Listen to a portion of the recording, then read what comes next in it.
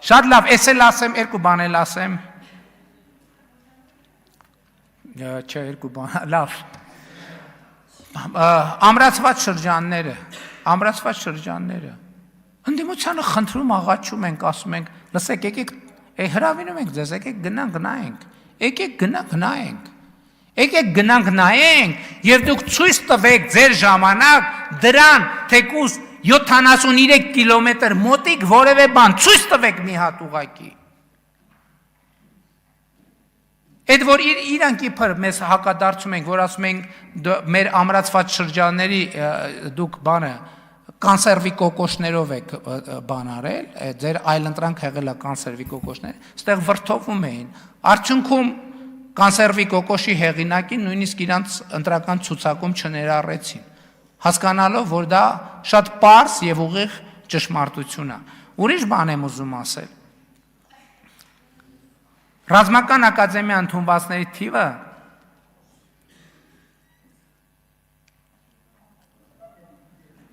նախորդ 2018 թվականի համեմատ 2.7 անգամ աճել է։ Մեր ոչ մեկ չի ֆիքսում, որ 2018 թվականին ռազմական ակադեմիան փակման եզրին էր կուրսանտների բացակայության պատճառով։ Չեն խոսում դրա մասին, չեն խոսում։ 2.7 անգամ աճել է եւ ես 140 ասցի 175,000 դրամ կրթաթոշակ են ստանում ուսանողները, ավելին։ Երբ որ իրանք ավարտեն, արդեն համարվելու են ատեստավորված եւ մինչեւ 750,000 դրամ որպես սպա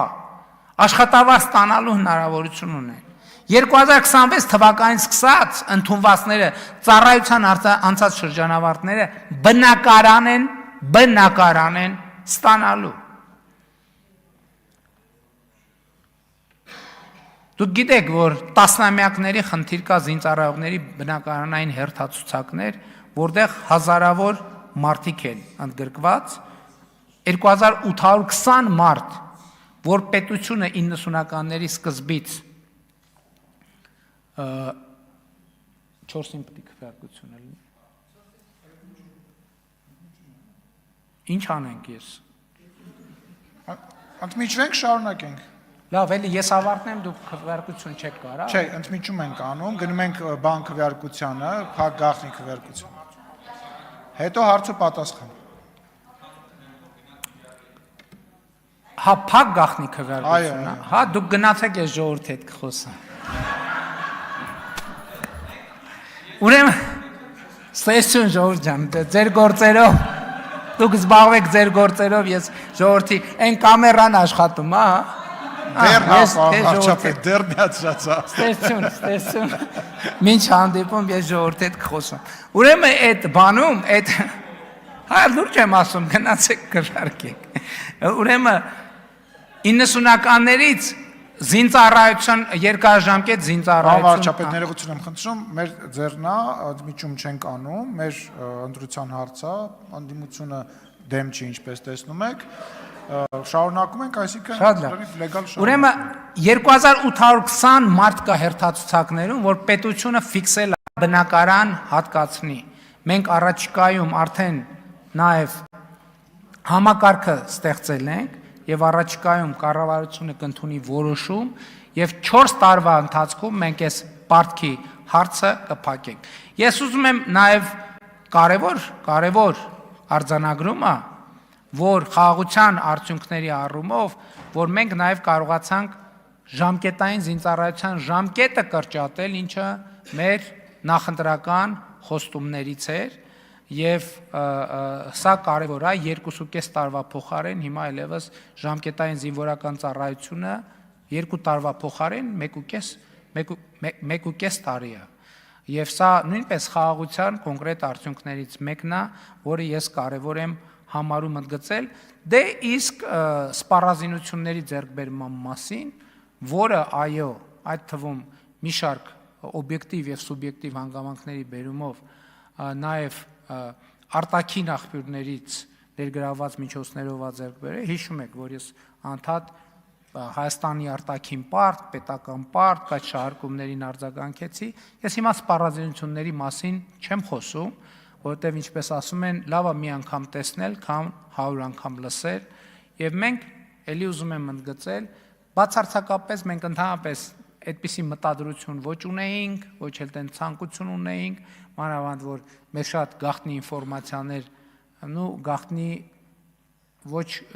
չէ, ասենք ինչ որ բաներ կա, մեկա բոլոր երկրները իհարկե անում են եւ sense թե նենց մամուլում միջազգային շրջան արվել է, մենք ինչ ենք ձեռք բերել, բայց ամեն դեպքում, բայց մենք ուզում ենք մեր ժողովրդի առաջ հաշվետու լինել, թե ինչ սպառազինություն ենք ձեռք բերել վերջին տարիներին եւ մայիսի 28-ին հանրապետության օրվա առիթով հանրապետության հրապարակում կցուցադրենք իմիջայլոց միայն այն սպառազինությունը, որը ձեռք ենք բերել 2022 թվականից հետո եւ ուզում ենք պարզապես հաշվետու լինել մեր ժողովրդին, որպեսզի հույս ունենանք հարցերը փակվեն։ Ինչ? Եվ արտադրել շատ կարևոր հիշեցում, որովհետեւ նախորդ 3 տարվա ընթացքում մենք Հայաստանի Հանրապետության ռազմարդյունաբերական համալիրի համար 170 միլիարդ դրամի պատվեր ենք տեղադրել ռազմարդյունաբերական համալիրում։ Սա էլ մի կարևոր առանձնահատկություն, բայց իհարկե հանդեսը ցուցադրությունը սպառազինության այն ինչ որ մենք ուզում ենք քողարկել, կքողարկենք եւ այն ինչ որ ուզում ենք որ մարդիկ չտեսնեն, կնայեն եւ չեն տեսնի։ Եվ սա կարևոր առանձնահատկություն է։ Ուզում եմ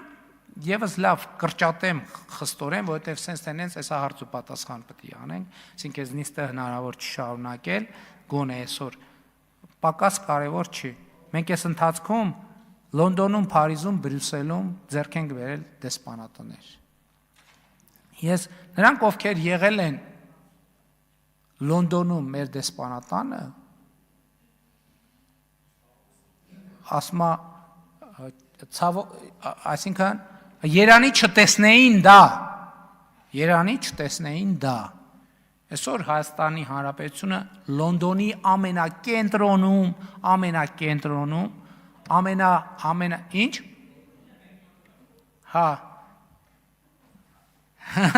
Լավ հումորատիկին Կարապետյան։ Ամենակենտրոնում ունի մի քանի հարկանի դեսպանատուն եւ որի վրա ծածանվում է Հայաստանի Հանրապետության դրոշը։ Փարիզում ամենակենտրոնում ձեռք ենք բերել Ֆրանսիայի նախագահներից մեկի նախկին առանձնատունը։ Բրյուսելում ձեռք ենք բերել դեսպանատուն։ Սրանք տասնյակ միլիոն դոլարի ծախսեն, ճիշտ եմ, չէ՞, հիշում տասնյակ միլիոն է, չէ՞, գինը։ Գումարած 50 միլիոն դոլարի դեսպանատներ ենք ձեռք բերել։ Դա իմիջայլոց Հայաստանի Հանրապետության սեփականությունն է։ Եվ Հայաստանի Հանրապետությունը երբ ուզենա, ասենք օրինակ, եթե ուզենա, ցանկացած պահի կարող է դա վաճառել, եւ մենք համոզված ենք, որ 50 միլիոն դոլար տվել ենք, այսօր արդեն եթե վաճառենք, շատ ավելի էականորեն բարձր գին դրա դիմաց կստանանք։ Բայց լավ ֆինանսական ձեռքբերումները մի կողմ թողած, ես ուզում եմ մի երկու ձեռքբերման մասին խոսել, ոչ ֆինանսական։ 2026 թվականի ուրեմն ապրիլի դրությամբ Հայաստանի Հանրապետության սահմանի անցման բոլոր կետերը գտնվում են Հայաստանի Հանրապետության սահմանապահ զորքերի վերահսկողության ներքո 100%-ով եւ անվերապահորեն։ Սա չգիտեմ, եթե թվով, գնով, փողով նշագրելու լինենք, գնանշելու լինենք, ինչ կարժենա, բայց իմ կարծիքով սա անգին է, հնարավոր չի այս ձեռքբերումը գնանշել, բայց ես ուզում եմ, լավ ի վերջո, քանի որ հարց ու պատասխանը մոտենում է, ուզում եմ ուրիշ բան ընդգծել։ 2025 թվականին առաջին անգամ անկախությունից ի վեր առաջին տարին է, երբ ամեն դեպս այս վիճակագրության վարման ողջ ընթացքի համար առաջին տարին է, երբ Հայաստանի Հանրապետությունից Հայաստանի Հանրապետության քաղաքացիների արտագաղթը փոխարինվել է ներգաղթով։ 2025 թվականը առաջին տարին է, երբ Հայաստան վերադարձած քաղաքացիների թիվը ավելի քան 8000-ով ավելին է Հայաստանի Հանրապետությունը լքած քաղաքացիների թվին։ Եվ այստեղ է, որ պետք է հնչեցնենք այնքան հնչած հարցը,